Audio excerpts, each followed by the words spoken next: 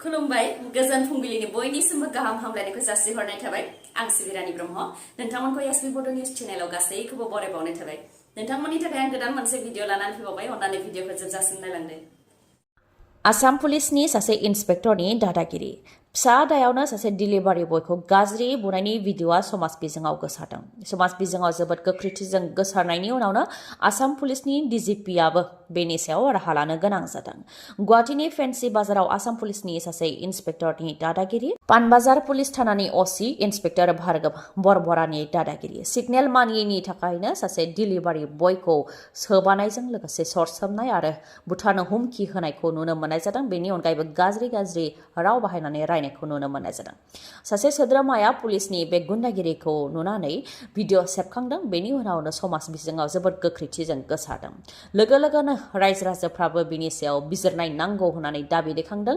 Delivery बयनो जाहाथे बिजिरनाय होयो बेनि थाखाय गोख्रों दाबि दैखांनानै इन्सपेक्टर भार्गव बरबरानि हेंथा जाहाथे राहा लायो बेनि थाखायबो गोख्रोङै दाबि दैखांदोंमोन बेनि उनावनो आसाम पुलिसनि डिजिपियाबो बेनि सायाव राहा लानो गोनां जादों पानबाजार पुलिस थानानि असि इन्सपेक्टर भार्गव बरबराखौ सासपेन्ड खालामनो गोनां जादों डिजिपिआ आरो बिथाङा गावनि फेसबुक पेजनि गेजेरजों लिरदों दि इन्सपेक्टरनि बेबायदि आखुआ गनायथाव नङा आरो बेनि थाखाय बेखौ सासपेन्ड खालामनाय जाबाय लोगोसे डिपार्टमेन्टेल इनकुवारि खालामनाय जागोन होननानैबो फोरमायथिदों आरो बिथांनि जायगायाव जाहाथे गुबुन अफिसारखौ थिसनो बेनि थाखायबो बिथोन होदों आसाम पुलिसनि डिजिपिआ आसामाव गिबि खेबनि थाखाय सी प्लेननि ट्रेनिं जादों बुरलुंबुथुर दैमायाव ट्रेनिंआ जादों सरासनस्रायै सी प्लेनआ गोजौआव बिरनायजों लोगोसे लैथोआव खारो नाथाय बे खेबाव दैमायावबो बेनि ट्रेनिंखौ खालामदों दि हेभिलेन्ड एयारक्राफ्ट स्पाइसजेट आरो भारत सोरखारनि बानजायनायाव भारतनि दाब जायगायावनो सी प्लेननि ट्रेनिंआ जादों कची लक्षद्वीप शिलंआव ट्रेनिं खालामखांनायनि उनाव दा गुवाहाटीआवबो ट्रेनिं खालामदों जेराव मन्त्रि जयन्तमल्ल बर'आ बिथांजों लोगोसे गुवाहाटीनि मेयर डिपुटि मेयर बिथांमोनहाबो सी प्लेननि गेजेरजों बरझार एयारपर्टनिफ्राय गुवाहाटी पान्डुपटसिम थांदों आरो 6 दाननिफ्राय 1 बोसोरनि गेजेरावनो रायजो राजाफोरनि थाखाय बेखौ एंगारनानै होनाय जागोन होननानैबो फोरमायथिदों बिथांमोना काजिरङा अमरांसु माजुलि आरो डिब्रुगड़ बेफोर जायगायाव सी प्लेननि खाबुखौ रायजो राजाफ्रा मोननो हागोन जायनाखि माखासे दावबायारिफोराबो खम समनि गेजेरावनो गुबुन जायगायाव दावबायहैनो लुबैयो बैफोरबायदि दावबायारिफोराबो बे सी प्लेननि गेजेरजों खम समनि गेजेरावनो गुबुन जायगायाव दावबायनो हागोन होननानै फोरमायथिदों लोगोसे सोरनोबा गोख्रै फाहामथाय नांगौब्ला सी प्लेननि गेजेरजोंनो बेरामिखौ दाबसे जायगानिफ्राय गुबुन दाबसे जायगायावबो गोख्रैनो लांनो हागोन जेराव जिरायग्राखौ उन्दुग्रा खालामनो हानायनिबो राहा दंखायो होननानै फोरमायथिबावदों गुवाहाटीनि सन्जीब दास जाय बिथांनि दैदेननायावनो सी प्लेनखौ केनाडानिफ्राय लाबोनाय जादोंमोन बिथाङा फोरमायथिदों दि सी प्लेनाव 19 सुबुं थानो हायो आरो 2 पाइलट थागोन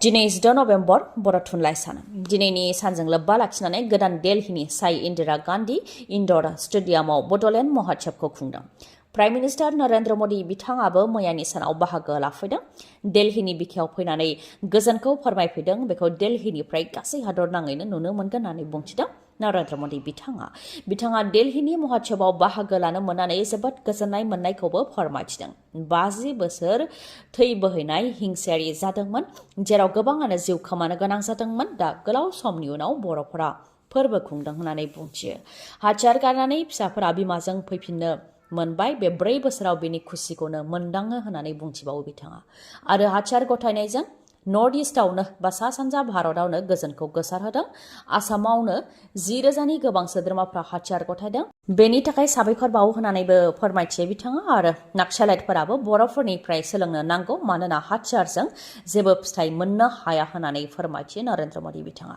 मख'नो गोनांदि प्राइम मिनिस्टार नरेंद्र मदि बिथाङा BTech मोननो हानाय बर'नि मोननैजिसे दोरोङारि गाननाय जोमनाय जानाय लोंनाय आरो दामजुफोरनि स्टलखौबो बेखेवनानै होदों प्राइम मिनिस्टार नरेंद्र मदि बिथाङा बेयाव बाहागो लानायनि अनगायैबो आसामनि गभर्नराबो बेयाव बाहागो लादों नाथाय आसामनि गिबि मन्त्रि डक्टर हेमन्त बिश्व शर्मा बिथाङा बाहागो लानो हायैनि थाखाय भार्चुवेलनि गेजेरजों बाहागो लानायखौ नुनो मोननाय जादों बिथांमोननि अनगायैबो बिटिआरनि दैदेनगिरिफ्राबो बेयाव बाहागो लादों दानिया बेटारि रिक्सा सालायोबा लाइसेन्स नांसिगोन गुवाहाटी हान्था मेला बिफाननि बिबानगिरि गौतम दासआ खौरांगिरि मेल हांख्रायनानै बेटारि रिक्सा सालायनायनि सायाव गोबां खोथा फोरमायथिदों।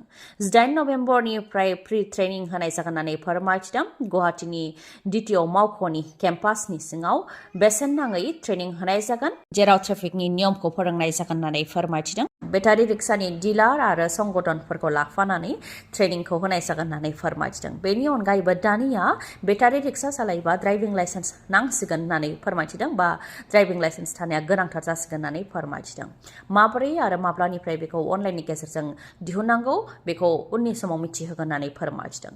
गुवाहाटीयावनो 7 निफ्राय 8 रोजासो बेटारि रिक्सा दङ, नाथाय गुवाहाटीनि अनगायै गुबुन गुबुन नोगोरफोराव बेटारि रिक्साया बांनायनिफ्राय बांगासिनो दं होननानै फोरमायथिदों। बेनिखायनो बेटारि रिक्सा बायनायाव जाहाथे रिजनेल ट्रान्सपर्ट अथरिटि आरो आसाम इ-रिक्सा रुल 2015 नि नटिफिकेशनखौ मानिगोन होननानै एफिडेभिट जमा होयो, बेनि थाखायबो डिलारफोरखौ सांग्रां होनाय जादों होननानै फोरमायथिदों। जायनाखि बेकार लाइमोनफोरनो गावसुंथा होनो थाखाय बेटारि रिक्साखौ लाबोनाय जादों, नाथाय माखासे धोनि सुबुंफोराबो फालांगिनि थाखाय गोबां बेटारि रिक्सा बायनानै बेखौ गुबुननो सालायहोयो, बेनि सायावबो नायबिजिरनाय जागोन आरो RTI नि गाइडलाइननि मथे दायनिगिरि जागोन होननानैबो बुंथिबावो गुवाहाटी हान्था मेला बिफाननि बिबानगिरिया। जोबथायाव दुलाराय बाथौ गौथुमनिसिम निमाहा बिबाय बर' थुनलाइ आफादा आरो बाथौआरिफोरनि खुद्रिनायखौ मान होनानै 27, 28 आरो 29 जानुवारि 2025 खुंनो गोनां 64थि बोसोरसालिया जथुम्मानि अक्ट'खौ सोलायनो थांखि लाबाय। 27, 28 आरो 29 जानुवारिनि सोलायै 10, 11 आरो 12 जानुवारियाव उदालगुरिनि डिमाकुसियाव 64थि बोसोरसालिया जथुम्माखौ खुंनाय जासिगोन होननानै फोरमायथिबाय बर' थुनलाइ आफादनिफ्राय। दिल्लीयाव हरखाबै सावरायनानै बे थांखिखौ लानाय जादों होननानै फोरमायथिदों। जायनाखि 28 जानुवारिया गोथार बाथौ सान, बेनिखायनो जाहाथे बर' थुनलाइ आफादा खुंनो आखायाव लानाय 27, 28 आरो 29 अक्ट'खौ फावसयो, बेनि थाखाय दुलाराय बाथौ गौथुमनिफ्राय गोबां खेब खावलायदोंमोन आरो 7 नभेम्बराव बाथौ गौथुम आरो बर' थुनलाइ आफादनि गेजेराव सावरायनायबो जादोंमोन, नाथाय जेबो फिथाइ मोननो हायाखैमोन। बेखौ लानानै दुखु मोननाय फोरमायथिदोंमोन दुलाराय बाथौ गौथुमनिफ्राय। जाहाथे बाथौआरिफोराबो बर' थुनलाइ आफादनि जथुम्मायाव ज'यैनो बाहागो लालायनो हायो, बेनि थाखाय अक्ट'खौ सोलायनो थाखाय गले गले खावलायनायखौ नुनो मोननाय जादोंमोन, नाथाय जेबो फिथाइ मोननो हायाखैमोन। दा हरखाबै बर' थुनलाइ आफादा सावरायनानै अक्ट'खौ सोलायफिनबाय आरो बाथौआरिफोरनिसिम निमाहा बिबाय।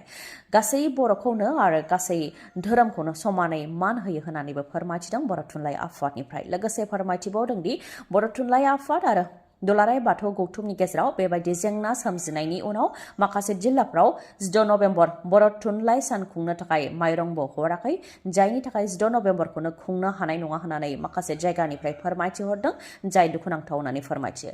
नाथाय जाहाथे बेबायदि जालाया, रायजो राजाफ्रा जाहाथे मदद होलायो, बेनि थाखायबो खावलायो। बेनि अनगायैबो बर' थुनलाइ आफादा राजखान्थिजों थोंजोङै लोब्बा गैया, नाथाय जाय सोरखाराव दं बेजोंनो थाफानानै खामानिखौ मावनो गोनां जायो होननानैबो फोरमायथियो बर' थुनलाइ आफादनिफ्राय। सोरखारा गावसोर खोथा होनाय बायदियै खोथाखौ लाखियैखौ लानानै दुखु मोननाय फोरमायथिदों मुंख्लं नखरनिफ्राय। NDBनि मुंख्लं नखरा पाटगाव कमिउनिटि हलाव खौरांगिरि मेल हांख्रायदों आरो खौरांगिरि मेलनि गेजेरजों दुखु मोननाय फोरमायथिदों। NDBनि गंसे नखरनिफ्राय फोरमायथिनाय बायदिब्ला बिथांनि सासे फिसाज्ला गान्दा बसुमतारिया दासिमबो जोबथेसालियावनो दङ आरो गुबुन सासे फिसाज्ला जाय NDB बिथाङा हाथार जादोंमोन। बेबायदिनो गोबां मुंख्लं नखरफोर दं दासिमबो सोरखारजों नायसनजायाखै होननानै फोरमायथिदों। हा हु फानजोबनो गोनां जाबाय, न' बां लुनो हायाखै होननानै फोरमायथिदों। बेनिखायनो सोरखारा जाहाथे थाबैनो राहा खालामनानै होयो, बेनि थाखाय सोरखारनिसिम खावलायदों। सोरखारा साख्रि होगोन होननानै फोरमान बिलाइफोरबो लानानै थांदोंमोन, नाथाय दिनैसिमबो साख्रिखौ होआखै। दिन हाजिरा मावनानै नखरखौ दैदेनलांनो गोनां जादों होननानै फोरमायथिदों। बेनि अनगायैबो जोबथेसालियाव थानाय NDBफोरखौ जाहाथे उदां खालामनानै होयो, बेनि थाखायबो खावलायो मुंख्लं नखरनिफोरा। प्रमद बर' आरो फेरेंगिया मानो एसेग्राब अन्थाइ बिखा जाखो, बेखौ लानानैबो सोंथि खालामो बिथांमोनहा। नभेम्बर आरो डिसेम्बर दानावनो मुंख्लं नखरफोरनो बेफोर खाबुखौ होगोन होननानै बिटिआर सोरखारनिफ्राय खोथा होदोंमोन, नाथाय दा नभेम्बर सौफैबाय, जेबो दासिमबो अनसुंथाइखौ होआखै। बिथांमोननि खोथा होनाया बा रादाय होनाया दाननि उनाव दान बारलांदों, नाथाय जेबो मोननो हायाखै होननानै दुखु फोरमायथिदों मुंख्लं नखरनिफ्राय। फुजानि अफारनि थाखाय जाय बिथांमोनहा नेनानै दंमोन, बिथांमोननि थाखाय गोजोनथाव खौरां। मणिपुरनि मानास अट' हन्डा श'रुमा नोंथांमोननि थाखाय फुजानि अफार लानानै फैदों।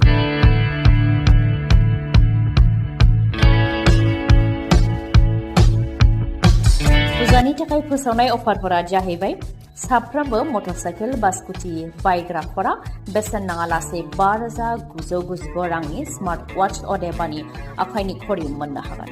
लोगोसे बेसेन नाङालासे गंनै हेलमेट आरो टेंकि आबुं जाजासे पेट्रल मोननो हागोन। बेनि अनगायैबो गोजाम मटरसाइकेल बा स्कुटिखौ सोलायनानै गोदान मटरसाइकेल बा स्कुटि लानो हानायनिबो खाबु दङ बे श'रुमाव आरो गोरलैयैनो फाइनान्सआव मटरसाइकेल बा स्कुटिखौबो मोननो हागोन नोंथाङा। 6,999 डाउन पेमेन्ट होग्रोनानैनो जायखिजाया मटरसाइकेल बा स्कुटिखौ नोंथाङा गावनि न'आव लांनो हागोन। मोजाङै मिथिबावनो थाखाय नोंथाङा 7002601255 नङाबा 8638250343 बे नाम्बारावबो कन्टेक्ट खालामनो हागोन। दिनैनि भिडिअआ एसेनोसै। गाबोन आरो गोदान भिडिअजों लोगो मोनफिनबावगोन। नोंथाङा दासिमबो आंनि चेनेलखौ साबस्क्राइब खालामाखैबा अन्नानै साबस्क्राइब खालामदो, लोगोसे लाइक, कमेन्ट आरो शेयार खालामनो दाबाव। गोजोन्थों।